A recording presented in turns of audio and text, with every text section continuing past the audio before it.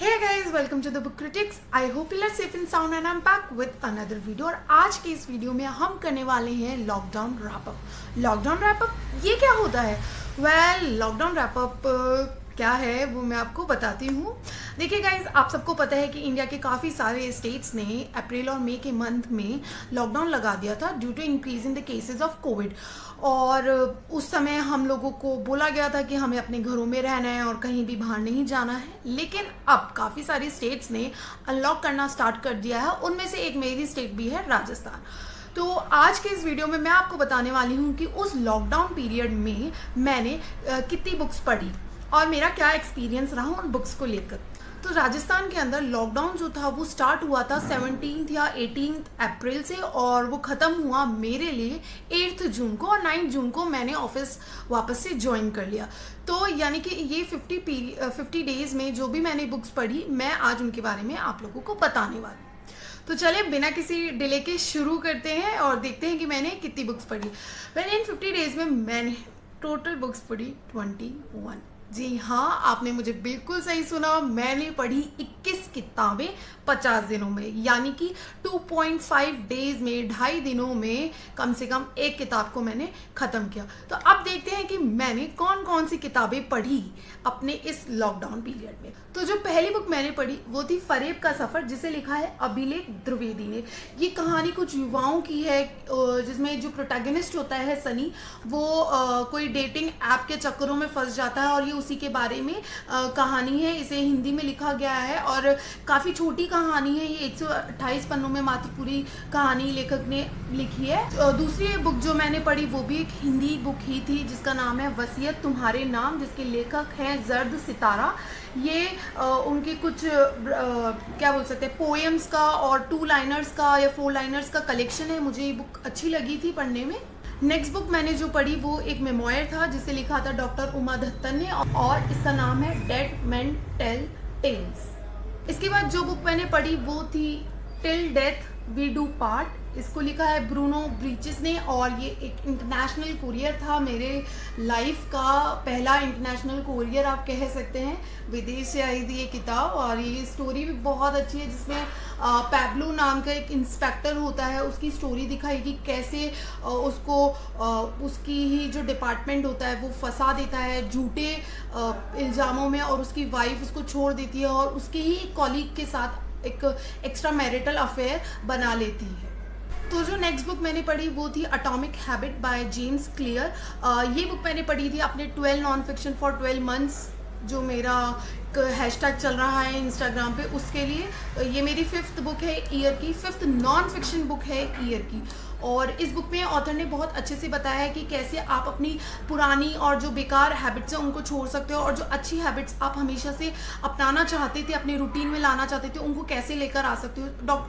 यहाँ पर ऑथर ने कोई भी ऐसे हवा में बातें नहीं करी हैं, साइंटिफिकली चीज़ों को प्रूव किया है, साइंटिफिक एग्जाम्पल्स दिए हैं जिससे आपको समझ आएगा कि आप कहाँ कमी छोड़ रहे हैं और आपको कहाँ काम करना चाहिए।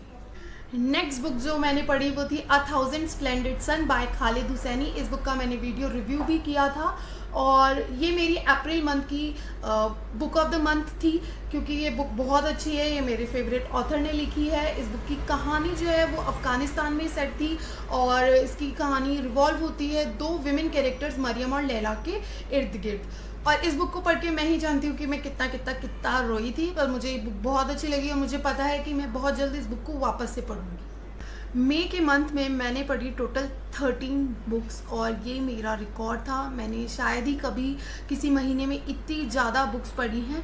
तो देखते हैं मई में मैंने कौन सी बुक्स पढ़ी। तो जो पहली बुक मैंने पढ़ी वो थी 20 somethings bye Sudham. Next book जो मैंने पढ़ी वो थी द वेंटिलेटर प्रोजेक्ट, जिसे लिखा है श्रीकांत शास्त्री एंड अमिताभा बंदोपाध्याय ने।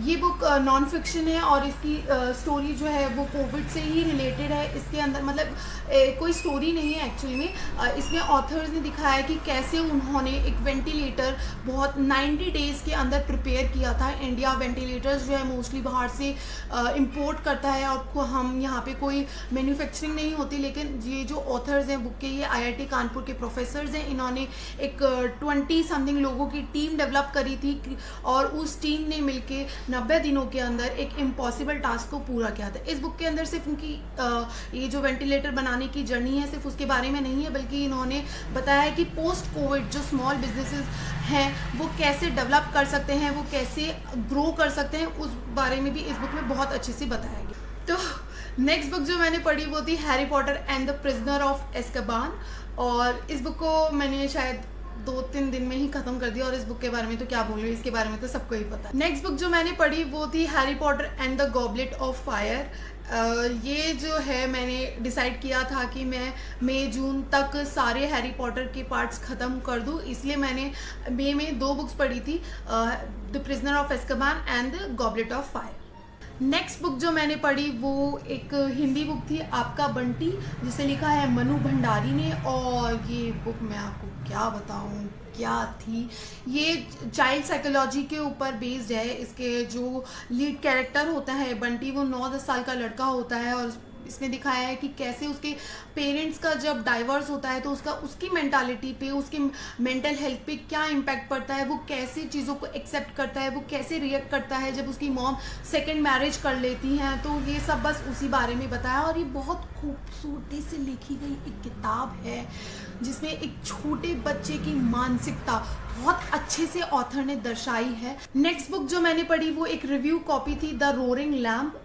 ये एक सेल्फ हेल्प फिक्शन बुक है। इसकी स्टोरी एक जंगल माऊ फॉरेस्ट में बेस्ड है, जहाँ पे एक लायन की प्राइड होती है, वो पूरे माऊ फॉरेस्ट पे अपना कब्जा बना लेती है, और जो किंग होते हैं उस प्राइड के वो एक लैम्प की बातों में आ जाते हैं, और वो उस लैम्प के जो भी रिलेटिव्स होते हैं उनका ही खात्मा वो करने में लग जाते हैं, और वो बहुत एकदम लालच में आ जाते हैं। लेकिन उसी टाइम पे एक लैम्प और होता है, और एक लायन होता है जो समझता है कि जो जंगल है वहाँ पर ऐसा नहीं चल सकता, जंगल के अलग रूल्स हैं, वहाँ पे सब को एग्जिस्ट कर सकते हैं, लालच नहीं करना चाहिए। इस स्टोरी के थ्रू ऑथर ने बताने की कोशिश करी है कि एक अच्छे लीडर में क्या क्या क्वालिटीज़ होनी चाहिए, एक अच्छा लीडर कैसे बना जा सकता है।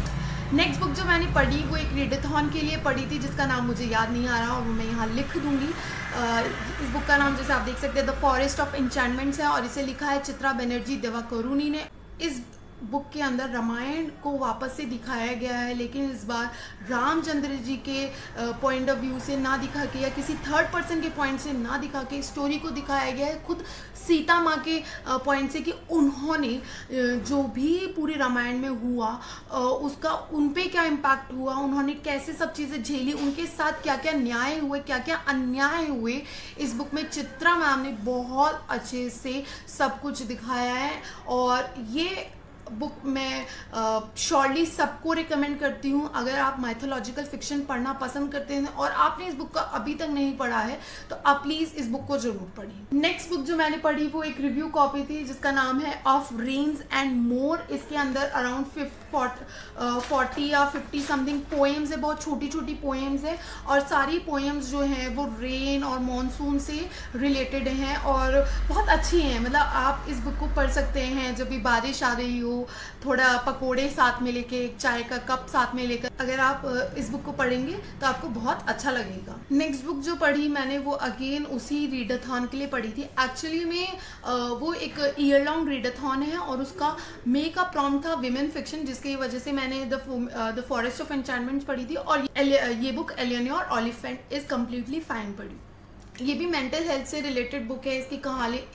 एलियनोर ओलिफेंट के इर्द गिर्द घूमती है। नेक्स्ट बुक जो मैंने पढ़ी वो थी big and small traits of life and business, जिसे लिखा है भव्या जैन ने। भव्या एक 21 साल के युवा हैं और वो जयपुर में रहते हैं। उन्होंने अपने लाइफ एक्सपीरियंसेस से जो भी सीखा वो उन्होंने इस बुक में प्रेजेंट किया है। ये बुक बहुत छोटी है, 50 समथिंग पेजेस की है और बिगनर्स के लिए बहुत अच्छी है।